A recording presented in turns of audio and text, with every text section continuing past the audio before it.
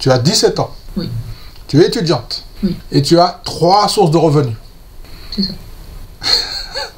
Je voudrais te dire que tu es exceptionnel.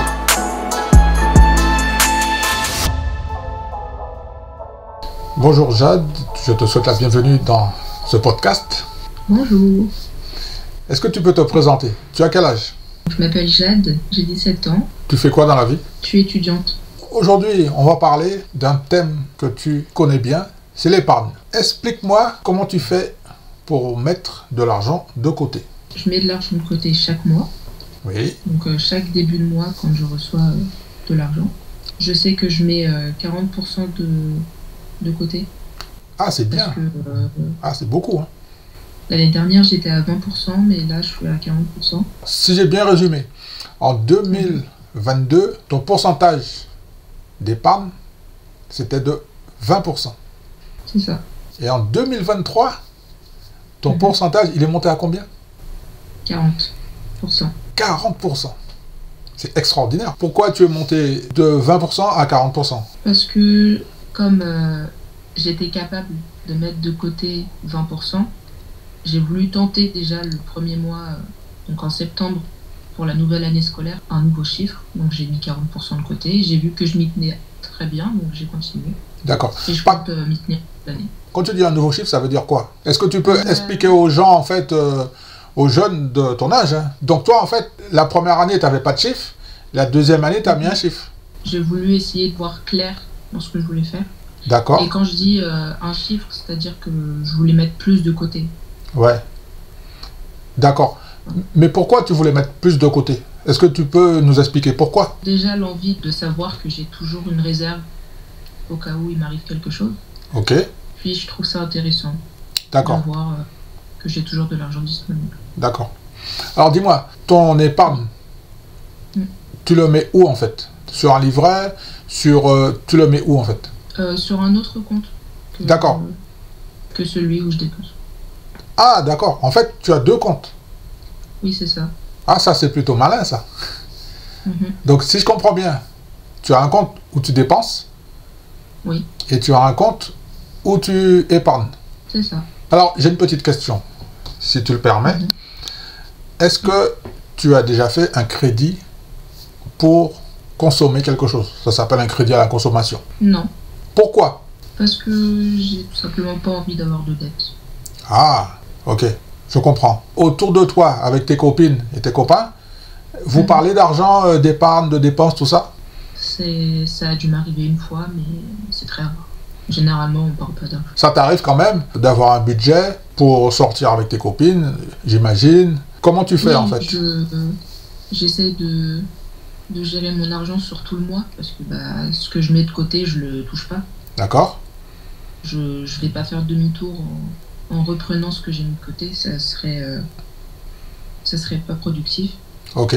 Généralement, j'essaye de me limiter dans mes sorties. Puis de toute façon, j'ai calculé ce que je voulais mettre de côté par rapport à mes besoins.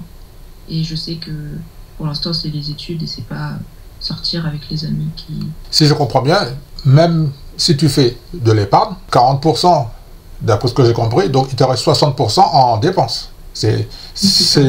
Voilà, donc je pense que c'est plutôt très très judicieux de mettre 40% de côté et de dépenser. Est-ce que tu sens que tu te prives quand tu fais de l'épargne? Non. Ok, d'accord. Est-ce que tu peux nous expliquer pourquoi? Parce que l'argent avec lequel je vis, ouais. Ce qui reste sur mon compte de dépenses, d'accord. C'est une somme que j'ai déjà eue auparavant. Ok. Pour le mois. Donc je sais que je suis capable de tenir le mois avec ça. Ça fait combien de temps que tu as commencé à t'intéresser à tes finances? Là, ça va faire 2 ans. Ah, déjà, je voudrais te remercier encore pour le fait que tu participes et que tu nous partages ton expérience. Parce que, personnellement, moi, à ton âge, par exemple, je suis cash, je mettais pas d'épargne de côté. Zéro. J'avais même pas de compte épargne, je savais même pas qu'est-ce que c'était un compte épargne. Donc déjà, je voudrais te féliciter. Mais comment tu fais pour vérifier tes comptes? Tu vas à la banque? Comment tu fais pour faire le suivi, en fait? Comment tu fais? Alors, j'ai deux méthodes. Oui. Donc, la première, c'est je me sers de l'application. Donc, ça veut dire que tu es connecté? Oui. Que sur ton téléphone portable, il y a une application? Oui, c'est ça. Ah, ça, c'est génial, ça. Ça te permet de voir un petit peu le budget. Ça me permet de suivre mes dépenses et l'évolution de mon épargne. Est-ce que tu peux me donner un exemple? Par exemple, tu as envie de t'acheter, d'aller faire du shopping. Comment tu fais? Tu consultes ton compte avant ou après? Ou comment tu fais? Alors, je le consulte avant de sortir. D'accord. Et du coup, je fixe, je sais pourquoi je vais dépenser. Ok. Et ensuite, je me contente de dépenser dans la limite de mon budget. Oh, ça c'est bien. Est-ce que ça t'est déjà arrivé d'entendre des copines ou des copains qui te disent « J'ai fait chauffer ma carte bleue, en fait ». Est-ce que tu as déjà entendu ça entre les copains et les copines, en fait? Oui, ça m'est déjà arrivé. Et quelle est ta réaction? Qu'est-ce que tu leur dis, en fait? Tu leur donnes des conseils ou tu dis rien du tout? Généralement, je leur demande qu'est-ce qu'ils entendent par faire chauffer la carte bleue.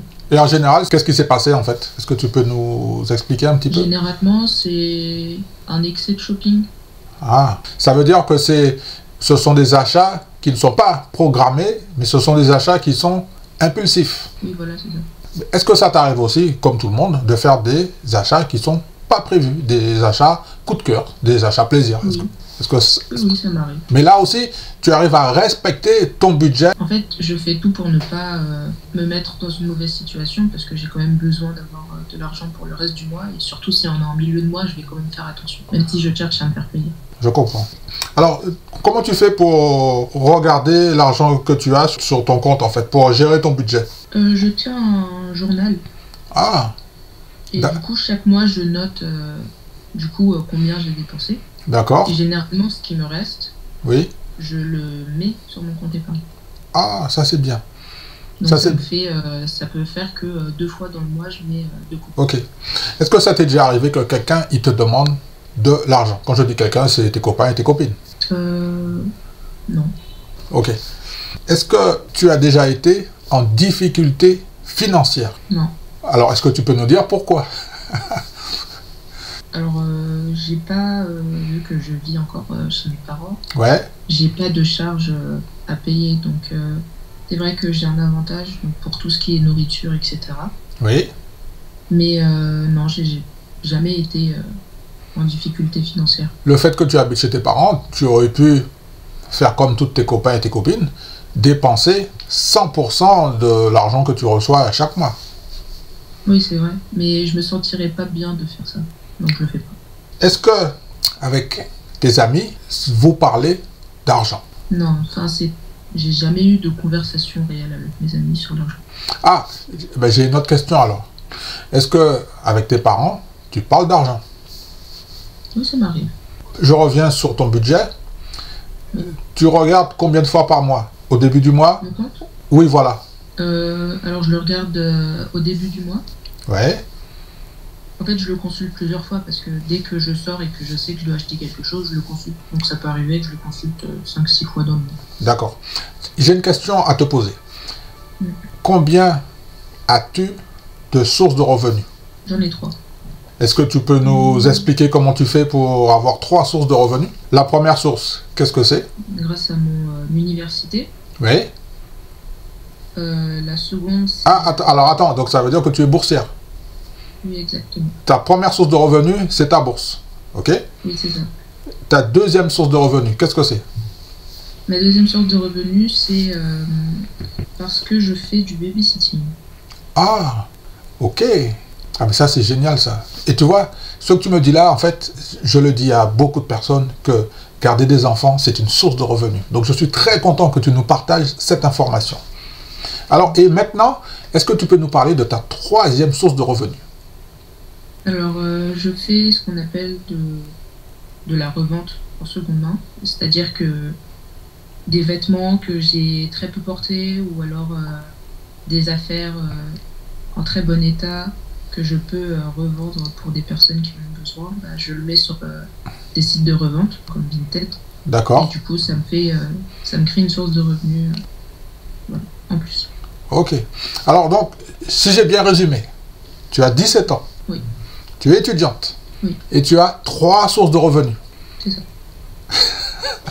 Je voudrais te dire que tu es exceptionnel. Je trouve ça fantastique. Je te félicite. Je suis très fier d'avoir ton premier témoignage. J'ai une question. Oui. Pourquoi tu as accepté de participer à ce podcast sur le thème de la finance pour le fait de parler d'argent? Parce que déjà cette année, j'ai voulu encore plus évoluer au niveau de l'argent.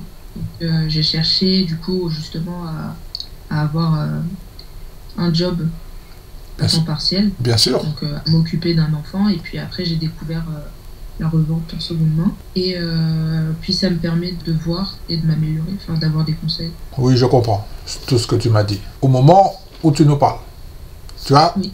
0 dette. Non, aucune. Tu as 3 sources de revenus. Oui, c'est ça. Et tu as un taux d'épargne de 40%. Mhm. Est-ce que tu as des conseils à donner aux jeunes aussi de ton âge qui ont 17 ans et 18 ans au niveau de l'épargne? Si tu avais des conseils à leur donner, le premier conseil, un truc qui marche bien chez toi, qu'est-ce que tu peux leur donner comme astuce ou comme tips? En fait, de toujours prévoir l'avenir. Parce que on se dit toujours, oui, j'épargnerai le mois prochain, c'est pas grave si je l'ai pas fait ce mois-ci. Ok. Mais finalement, malgré le fait qu'on ait que 17 ans ou à peine 18 ans, on n'est jamais à l'abri Bien sûr. de quelque chose. Félicitations, tu as un taux d'épargne de 40%. La moyenne, d'une manière générale, c'est 10%. Est-ce que tu recommandes à tes copines, si tu avais un message à leur dire, comment est-ce que tu peux leur expliquer de mettre 10%? En fait, à court terme, on a l'impression que c'est pas rentable. Sauf que sur le long terme, même à partir de quelques mois, Ouais. 3-4 mois après, Oui. en fait, ça grandit, et ça grandira toujours. Donc, c'est une bonne chose de faire. Le fait de mettre de l'argent de côté, pour toi, ça te rassure? Oui. Parce que quand tu dis que ça te rassure, est-ce que tu peux avoir le sentiment d'avoir peur de manquer d'argent? Je pense que oui. On va revenir sur la banque. Est-ce que tu peux nous expliquer? Tu nous as dit que tu as une application sur ton téléphone, mais comment elle s'appelle ta banque? Alors moi, je suis chez Boursorama. Jusqu'à mes 18 ans, du coup, je suis sur une plateforme réservée aux personnes mineures, donc qui ont entre 12 et 18 ans. Et à partir de 18 ans, je pourrais accéder à la plateforme réservée aux personnes majeures. Quand tu veux offrir un cadeau d'anniversaire à un de tes amis, comment tu fais? Généralement, je me fixe un budget et j'essaie de trouver un cadeau qui peut lui plaire et qui rentre dans ce... Ou alors plusieurs petits cadeaux qui rentrent dans ce budget-là. Je trouve formidable parce que quand tu emploies le terme budget, donc ce qui veut dire, pour les cadeaux, tu as un budget et tu respectes ton budget, la somme d'argent que tu as mis dans cette enveloppe pour faire des cadeaux à tes amis. Alors, dis-moi Jade, le fait que tu épargnes de l'argent, est-ce que ça t'a appris quelque chose, le fait de faire ça? Déjà, je pense que ça m'a fait grandir. Et puis, ça m'a appris à gérer tout simplement l'argent de moi-même. Parce que quand c'est les autres qui le font pour soi, on n'apprend rien. Depuis que tu as de l'argent, est-ce que tu as une anecdote amusante à nous raconter? Depuis que j'ai de l'argent, eh bien, une anecdote qui est... Enfin, ça revient assez souvent parce que j'ai remarqué que les gens, généralement, quand ils remarquent que tu peux... que tu n'as pas forcément de mal à payer certaines choses, ont une remarque assez, je trouve, débile, de dire que la personne est forcément riche. Ah, tu as déjà eu comme remarque certaines personnes qui te disent que tu es riche. Exactement. Est-ce que tu peux nous dire pourquoi? Est-ce que les gens en face de toi, ils ont un sentiment d'infériorité, de complexe? Eh bien, en fait, pour eux, acheter quelque chose de matériel, généralement, par exemple, quand on a un téléphone de marque, ouais. Pour eux, c'est être riche.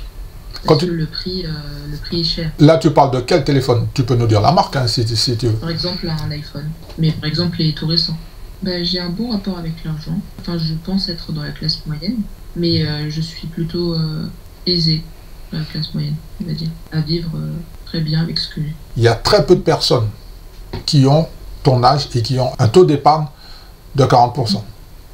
Il y a très peu de personnes qui ont ton âge en ce moment qui ont 3 sources de revenus. Non. Oui. Il y a très peu de personnes qui ont cet état d'esprit. Je voudrais te féliciter. Merci beaucoup. Est-ce qu'il y a un thème que tu voudrais aborder sur l'argent? Oui, j'en ai 2. D'accord. Comment déterminer qu'une personne se situe dans une classe pauvre?